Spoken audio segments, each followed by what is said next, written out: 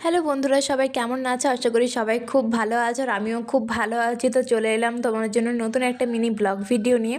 তো আজকে হচ্ছে আমাদের বাড়িতে ধান আসবে, আমাদের জমিনে ধান কাটা হচ্ছে মেশিনে।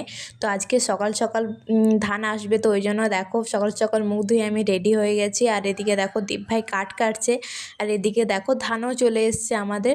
তারপরে এই ধানগুলো দিদা বলতে সব ছাদে উঠাতে হবে, কারণ এখানে এত ধান শুকনো করা সম্ভব নয়, ধানগুলো একটু একটু কাঁচা আছে।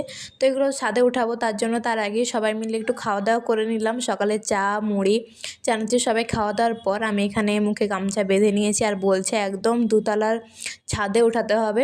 তো চলো ওঠানো যাক। ওঠাতে যখন হবে দেরি করে বেকার লাভ নেই। হাফ হাফ ধান থাকবে নিচে, হাফ থাকবে ওপরে।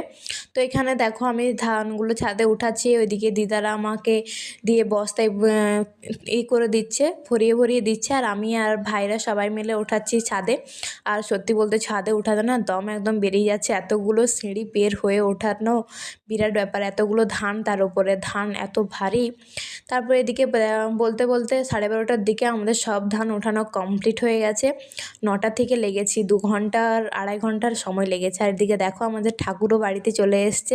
তো আমাদের কার কার ধান কাটা হলো আমাকে অবশ্যই কমেন্টে জানিও। আমাদের ধান কাটা কিন্তু একদম কমপ্লিট, শুধু এগুলো শুকনো করব তাহলেই হলো, তারপরে সিদ্ধ করব।